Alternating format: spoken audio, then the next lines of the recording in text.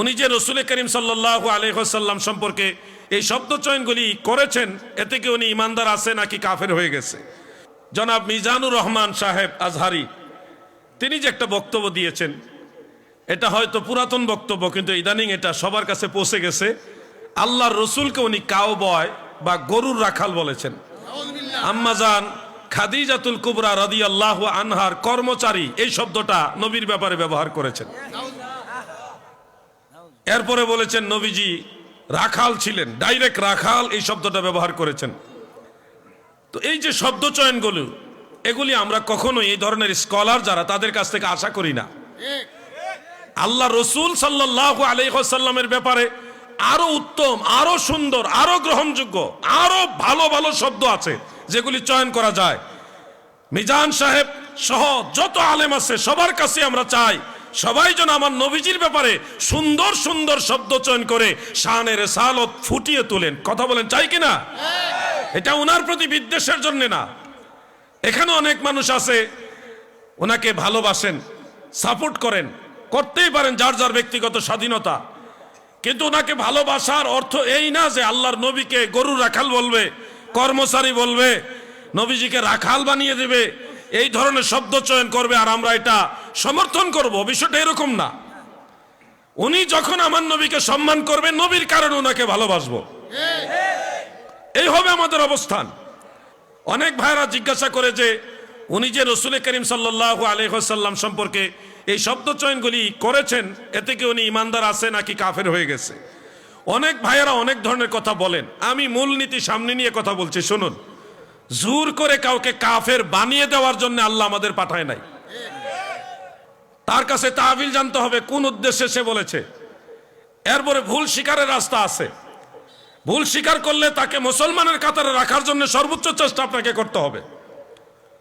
যদি উনি রসুল করিম সাল্লাল্লাহু আলাইহি ওয়াসাল্লামকে অসম্মানী করতে গিয়ে অথবা নবীজি সম্মানকে ছোট করার উদ্দেশ্যে এই কাউবয় শব্দটা বা গরু রাখাল, নবীজিকে কর্মচারী বলা বা রাখাল এই শব্দগুলি চয়ন করা যদি নবীজি সম্মানকে হানি করার উদ্দেশ্যে বলে থাকে, তাহলে নিঃসন্দেহে ওনার ঈমান চলে গেছে, ওনার তওবা করা লাজিম।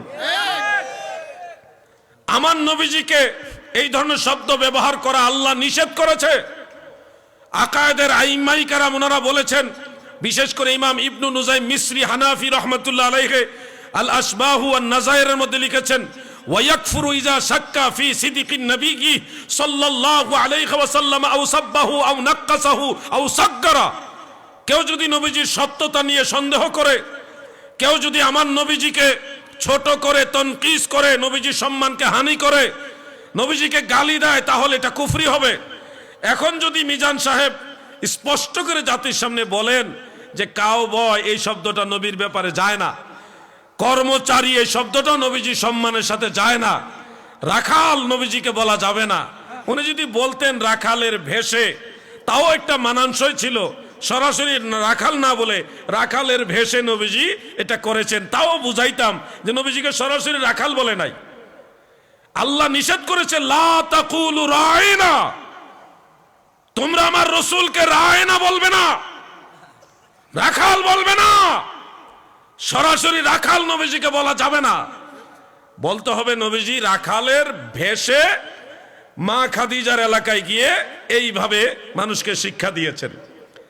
নবীজি এইভাবে মানুষকে শিক্ষা দেওয়ার জন্য রাখালের ভেষ নিয়েছেন, রাখাল হওয়ার জন্য না। কথাগুলি বুঝতে হবে ভাই আমার। নবীজির সোহবত পেয়ে ওই ভেড়া বকরিগুলিও ধন্য হয়েছে। কথা ঠিক কিনা ভাই আমার? অতএব আমার অনুরোধ হলো, বাড়াবাড়িও আমাদের কাজ না, ছাড়াছাড়িও আমাদের কাজ না, মধ্যম পন্থা অবলম্বন করতে হবে। আমরা এই ব্যাপারে ওনার কাছ থেকে সুন্দর একটা ব্রিফিং পেলে যে আমার নবীজির ব্যাপারে কাউবয়, গরুর রাখাল, কথাটা খুব মারাত্মক কথা।